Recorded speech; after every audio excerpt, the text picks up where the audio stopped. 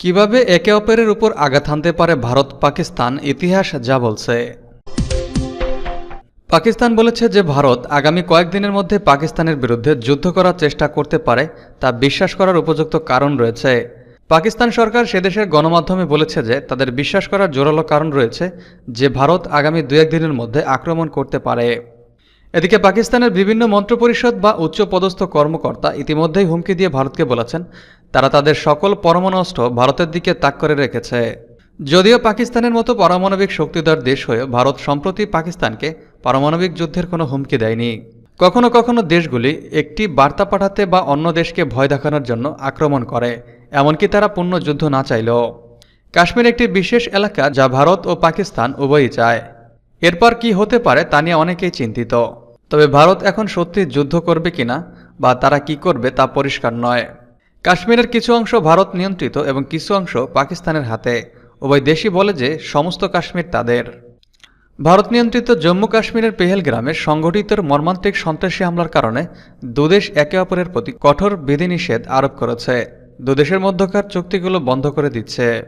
ভারতের প্রধানমন্ত্রী নরেন্দ্র মোদী তার সেনাবাহিনীর সঙ্গে পরিকল্পনা করছেন এবং তাদের আরও প্রস্তুত করার জন্য নতুন যুদ্ধবিমান কিনছেন। মার্কিন যুক্তরাষ্ট্র এবং জাতিসংঘের মতে অন্যান্য দেশ উভয় দেশকে শান্ত করতে এবং যুদ্ধ বন্ধ করতে সহায়তা করার চেষ্টা করছে। পাকিস্তান আরও বলেছে যে কাশ্মীরের হামলার জন্য ভারত পাকিস্তানকে দোষারোপ করতে পারে, যদিও পাকিস্তান বলেছে তাদের কিছু করার নেই। এদিকে ভারতের নেতা নরেন্দ্র মোদী তার নিরাপত্তা দলের সঙ্গে কথা বলেছেন এবং পরিকল্পনা করছেন। এ কারণে অনেকের ধারণা ভারত শিগগিরই পাকিস্তানের বিরুদ্ধে আগ্রাসী কিছু করতে পারে। 22 এপ্রিল কাশ্মীরে একটি হামলা হওয়ায় কিছু পর্যটক নিহত হওয়ার পর এই উদ্বেগ শুরু হয়েছিল। এদিকে পাকিস্তান গতকাল বলেছে তাদের কাছে বিশ্বাসযোগ্য গোয়েন্দা তথ্য আছে যে ভারত আগামী কয়েকদিনের মধ্যে পাকিস্তানের সামরিক অভিযান চালাতে পারে। এদিকে ভারতের প্রধানমন্ত্রী নরেন্দ্র মোদী গত মঙ্গলবার ও গতকাল কয়েকটি নিরাপত্তা বৈঠক করেছেন। এ কারণে পাকিস্তানের বিরুদ্ধে ভারতের সম্ভাব্য সামরিক অভিযানের গুঞ্জন আরও তীব্র হয়ে উঠেছে।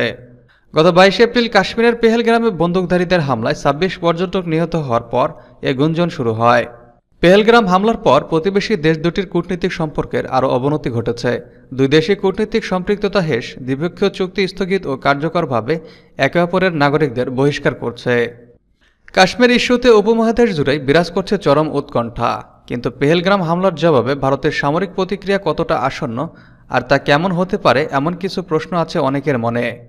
কখনো কখনো শত্রুপক্ষকে বার্তা দেওয়ার পাশাপাশি অস্বস্তিতে ফেলার জন্য প্রকাশ্যে আক্রমণ চালানো হয়।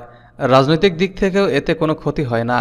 পেহেলগ্রাম হামলার সঙ্গে পাকিস্তানের সম্পৃক্ততার ভিত্তিহীন ও মিথ্যা অভিযোগের অজুহাতে ভারত এ পদক্ষেপ নিতে পারে। ভারত পেহেলগ্রাম হামলার সঙ্গে পাকিস্তানের সংশ্লিষ্টতার অভিযোগ তুললেও ইসলামাবাদ এই অভিযোগ অস্বীকার করেছে। কাশ্মীরের একটি অংশ ভারত ও আরেক অংশ পাকিস্তান নিয়ন্ত্রণ করে, তবে পুরো অঞ্চলটি নিজেদের বলে দাবি করে উভয় দেশ। ভারতের রাষ্ট্রীয় টেলিভিশন দূরদর্শন জানায় গতকাল মন্ত্রিসভা নিরাপত্তা কমিটির এক বৈঠকে সভাপতিত্ব করেন মোদী। পেহেলগ্রাম হামলার ঘটনার পর এটি ছিল তাদের দ্বিতীয় বৈঠক। এদিকে দুই প্রতিবেশী দেশ যখন কাশ্মীরের নিয়ন্ত্রণ রেখায় গোলাগুলি অব্যাহত রেখেছে, তখন বিশ্বের অন্যান্য দেশের নেতারা উত্তেজনা প্রশমিত করতে কূটনৈতিক প্রচেষ্টা বাড়িয়েছে। যুক্তরাষ্ট্রের পররাষ্ট্র দপ্তরের এক মুখপাত্র গত মঙ্গলবার মার্কিন পররাষ্ট্রমন্ত্রী মার্কো রুবিওর উদ্ধৃতি দিয়ে সাংবাদিকদের বলেন, আমরা উভয় পক্ষের সঙ্গে যোগাযোগ করছি, তাদের বলছি পরিস্থিতি উত্তেজনাকর না করতে।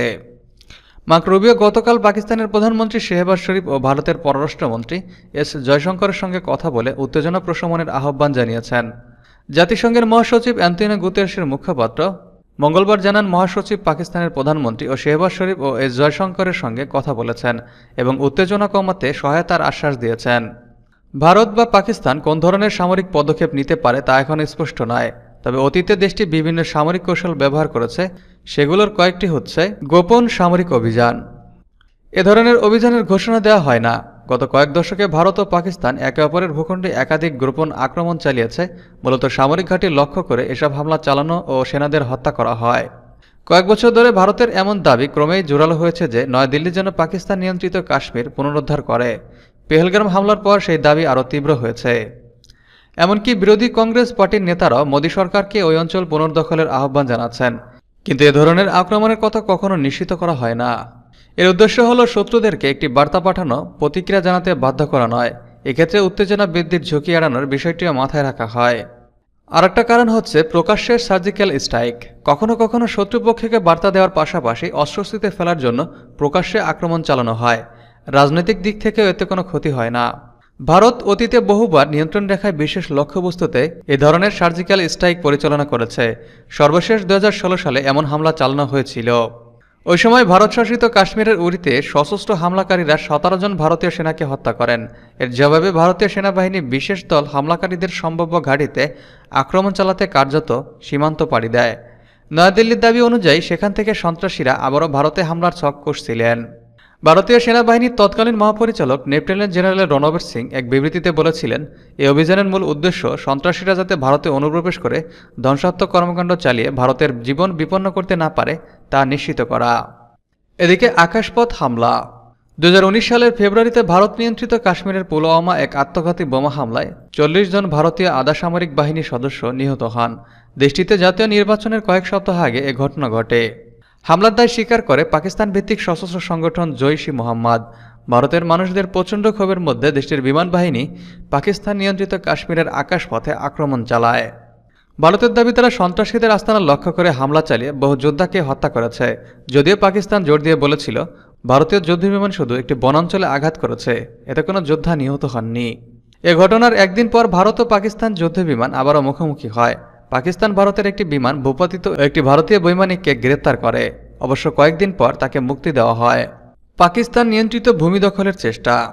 কয়েক বছর ধরে ভারতের এমন দাবি ক্রমেই জোরালো হয়েছে যে নয়াদিল্লি যেন পাকিস্তান নিয়ন্ত্রিত কাশ্মীর পুনরুদ্ধার করে।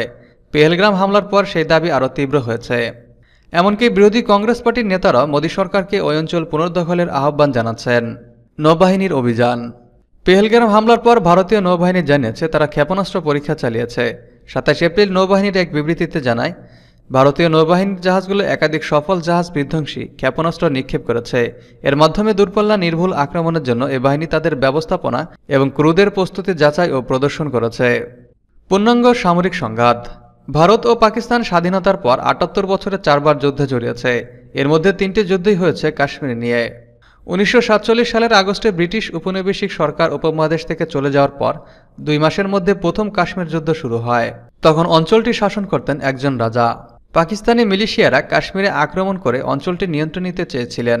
এমন পরিস্থিতিতে সেখানকার রাজা হরি সিং ভারতের কাছে সাহায্যের আবেদন করেন। দিল্লির সাহায্য করতে রাজি হয় এবং পাকিস্তানের বিরুদ্ধে যুদ্ধে যোগ দেয়। তবে শর্ত ছিল কাশ্মীরকে ভারতের সঙ্গে একীভূত করতে রাজাকে একটি চুক্তি সই করতে হবে। রাজা হরি সিং ভারতের এ শর্ত মেনে নেন। 1949 সালের 1 জানুয়ারি একটি যুদ্ধবিরতি চুক্তির মাধ্যমে এ যুদ্ধের অবসান হয়। এরপর থেকে ভারত ও পাকিস্তান কাশ্মীরের এক অংশ নিয়ন্ত্রণ করছে। 1965 সালে দুই দেশের সীমান্তরক্ষীদের মধ্যে সংঘর্ষে একটি সর্বাত্মক যুদ্ধের রূপ নেয়। পাকিস্তানি বাহিনী অস্ত্রবিরতি রেখা অতিক্রম করে ভারত শাসিত কাশ্মীরে প্রবেশ করে, আর ভারতীয় বাহিনী পাকিস্তানের লাহোরে হামলা চালায়। দুই পক্ষেই বহু প্রাণহানির পর জাতিসংঘ নিরাপত্তা পরিষদের একটি প্রস্তাবের মাধ্যমে যুদ্ধের অবসান ঘটে। 1999 সালে পাকিস্তানি সেনাবাহিনী নিয়ন্ত্রণ রেখা অতিক্রম করলে কার্গিল যুদ্ধ বাধে। লাদাখ অঞ্চলের বরফাচ্ছাদিত পাহাড়ে রক্তক্ষয়ী সংঘর্ষের পর পাকিস্তান সেনারা পিছু হটেন। সূত্র আল জাজিরা।